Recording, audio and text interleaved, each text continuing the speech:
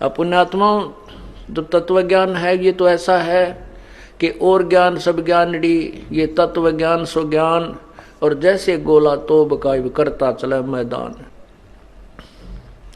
तारा मंडल बैठे करिए चांद बड़ाई खावे, उदय हुआ जब सूर्य का स्यों तारों छप जावे। अब जैसे अभी तक वेद और गीता का ज्ञान और अन्य देवताओं का ज्ञान के बारे में ज्ञान ऐसा था जैसे रात्रि में चंद्रमा और सितारे होते हैं, तारे होते हैं, और जब सूर्य उदय होता है तो चंद्रमा और तारों का प्रकाश अदृश्य हो जाता है। ऐसे ही जो ज्ञान हमें प्राप्त था वो तो ऐसा था जैसे रात्रि में चंद्रमा का प्रकाश काम चलाऊ, और परमेश्वर का जो तत्व ज्ञान है ये ऐसे है जैसे सूर्य उदय हो गया हो। अब ये तत्व ज्ञान जो है, अब सूर्य उदय हो रहा है। सूर्य उदय होता है जब रोशनी कम होती है, लेकिन इन चांद सितारों से तो फिर भी बहुत अधिक होती है। तो अब स्टार्ट है इसका, और अब देखना ये शिखर में सूर्य आएगा जो पूरा विश्व हैरान रह जाएगा।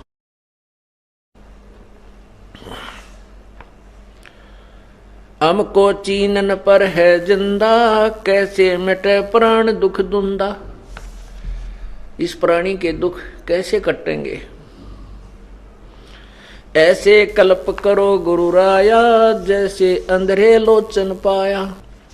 धर्मदास जी कहते हैं कि हे परमात्मा, आपके इस तत्व ज्ञान को सुनने की मुझे इतनी रुचि, इतनी तड़फ होगी है जैसे अंधा आंखों की डिमांड करता है। हम तो ज्ञानहीन थे, ज्ञान नेत्रहीन, ब्लाइंड थे, अंधे थे। अब हम चाहते हैं कि आपके तत्व ज्ञान रूपी आंखें हमें प्राप्त हों। जैसे अंधा नेत्रों की चाह करता है, ऐसे आज मुझे उस तेरे तत्व ज्ञान की चाह है।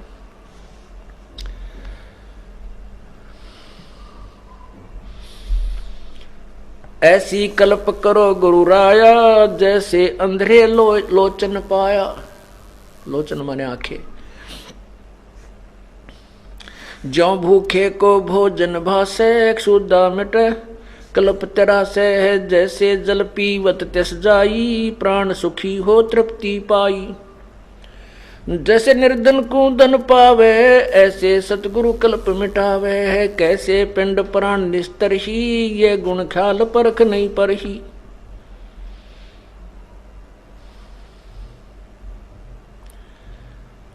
अब कितनी तरफ होगी उस प्यारी आत्मा को, और जो अपना ज्ञान था वो अब फीका नजर आने लगा, बिल्कुल व्यर्थ दिखाई देता है। और उस तत्व ज्ञान की प्राप्ति की ऐसी तरफ बनी कि जैसे अंधा आंखें मांगता है, भूखे को जैसे भोजन की तड़फ होती है, प्यासे को जल की चाह होती है, उसकी इच्छा होती है, और निर्धन को जैसे धन मिले, ऐसे मुझ निर्धन को, ज्ञानहीन अर्थात भक्ति के निर्धन को आपके तत्व ज्ञान रूपी धन प्राप्ति हो। मुझ भूखे को आपके तत्व ज्ञान रूपी रोटी खाना मिले। मुझ इस तत्व ज्ञान के प्यासे को आपकी अमृतवाणी रूपी जल मुझे प्राप्त हो। ये तड़फ मुझे बहुत हो गई है। कैसे पिंड प्राण निस्तर ही, ये गुण ख्याल परख नहीं पर ही। मेरी बुद्धि नहीं काम कर रही है कि कैसे हमारे जीव का उद्धार हो सकता है। आपने बता दिया, परमात्मा ने बताया, कोट जन्म तो ये भरमत हो गए, कुछ ना हाथ लग्या रे। कुकर सुकर खरबया बोरे, कौआ हंस बुगारे। कोटि जन्म तू राजा की, ना मिटी न मन की आशा। भिक्षक होकर दर दर घूम्या, मिला न निर्गुण रासा। इंद्र कुबेर ईश की पदवी, ब्रह्मा वन ध्रुम राया। विष्णुनाथ के लोक को जाकर फिर भी उल्टा आया।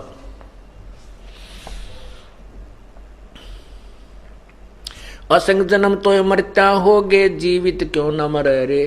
द्वादश मध्य मैल मठ बोरे, बहोर न दे धर रे। दो जग भजत सभी ते देखे राजपाट के रसिया, तीन लोक से तिरपत नाही ये मन भोगी खसिया। सतगुर मिले तो इच्छा मेटे पद मिल पदे समाना, चल हंसा उस लोक पठाऊं जो आद अमर अस्थाना। चार मुक्ति जहां चंपी करती माया होरी दासी, दास गरीब अभय पद पर सेव मिले राम अविनाशी। परमात्मा ने उस प्यारी आत्मा को कहा कि आप विष्णु जी के उपासक हैं, और कहते हैं इंद्र कुबेर ईश की पदवी, ओहो, और ब्रह्मा वरुण धर्मराया विष्णुनाथ के लोक को जाकर फिर भी उल्टा आया।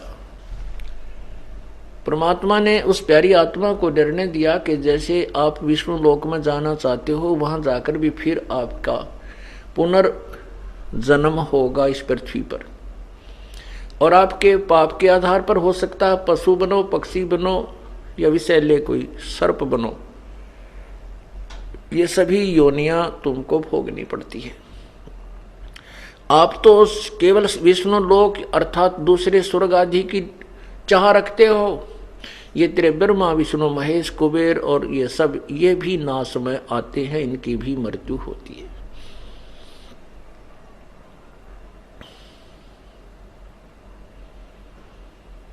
फिर क्या बताते हैं कि दोजक नरक बहिष्ठ स्वर्ग ये सभी तूने असंख्यों बार बहुत बार देख लिए। दोजक बहिष्ठ सभी ते देखे राजपाट के रसिया, और तीन लोग से तरपत नाही ये मन भोगी खसिया। फिर परमात्मा बताते हैं कोई सतगुरु मिले तो इच्छा मेटे पद मिल पदे समाना, चल हंसा उस लोक पठाऊं जो आदि अमर स्थाना। उस सतलोक में ले चलता हूं जो आदि अमर कभी का यानी सदा से जो अमर है, कभी नष्ट नहीं होता। और वहां पर कितना सुख है कि चार मुक्ति जहां चंपी करती माया होरी दासी, दास गरीब अभय पद पर से वो मिले राम अविनाशी। धर्मदास जी को परमात्मा बता रहे हैं कि जैसे गीता जी को आप पढ़ते हो, गीता जी में स्पष्ट लिखा है, गीता ज्ञानदाता कह रहा है, गीता अध्याय नंबर 4 के श्लोक 5 और 9 में, और अध्याय 2 के श्लोक नंबर 12 में, कि अर्जुन तेरे और मेरे बहुत जन्म हो चुके हैं, तू नहीं जानता मैं जानता हूं। और ये ना सोच के ये सभी सैनिक तू और मैं पहले नहीं थे, या केवल वर्तमान में ही हैं, या आगे नहीं होंगे। अर्थात तेरा और मेरा आगे भी जन्म मृत्यु होगा, पहले भी हम थे, वर्तमान में भी हैं। गीता ज्ञान दाता गीता अध्याय नंबर 10 के श्लोक 2 में कहता है कि मेरे, गीता अध्याय नंबर 4 के श्लोक 9 में कहता है कि मेरे जन्म और कर्म अलौकिक है। मेरे जन्म और कर्म अलौकिक हैं।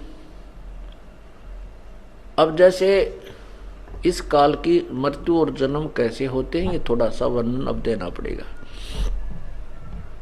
ये बताएंगे। पहले गीता जी अध्याय नंबर 10 के श्लोक 2 में कहा है कि मेरे जन्म को ये देवता ऋषि और ऋषिजन नहीं जानते, क्योंकि ये सभी मेरे से उत्पन्न हुए हैं। इससे भी सिद्ध होता है कि गीता ज्ञानदाता का भी जन्म होता है, लेकिन ये देवता ब्रह्मा विष्णु महेश और ये ऋषि जी नहीं जानते, क्योंकि ये इसी से उत्पन्न हुए हैं। दुर्गा और काल से ही इनकी उत्पत्ति हुई है। जैसे पिता के जन्म को बालक नहीं जान सकते, दादाजी बता सकते हैं। उस दादाजी ने, उस परम पिता ने खुद आकर के, जो गीता ज्ञान दाता ब्रह्म का भी पिता है, उसने आकर के हमें बताया है। उसी के आधार से अब आपको तत्व ज्ञान से ये गीता जी स्पष्ट हो जाएगी। इसका जन्म कैसे होता है, इसकी मृत्यु कैसे होती है, अलौकिक क्यों कहा। गीता जी अध्याय नंबर 7 के श्लोक 24 और 25 में कहा है कि ये बुद्धिहीन जन समुदाय मुझ अव्यक्त को, मैं गुप्त रहता हूँ, अपनी योग माया से छुपा रहता हूँ, मैं किसी के सामने अपने वास्तविक रूप में नहीं आता, जो मेरा काल रूप ये है। और ये मुझे कृष्ण मान रहे होंगे, मैं कृष्ण नहीं हूँ, मैं व्यक्ति रूप में कभी आता नहीं हूँ। क्योंकि वो काल कृष्ण के अंदर बोल रहा था और अपना स्वरूप उसको इसलिए दिखाना पड़ा कि अर्जुन युद्ध करने को तैयार नहीं हो रहा था, वो डराना था उसने।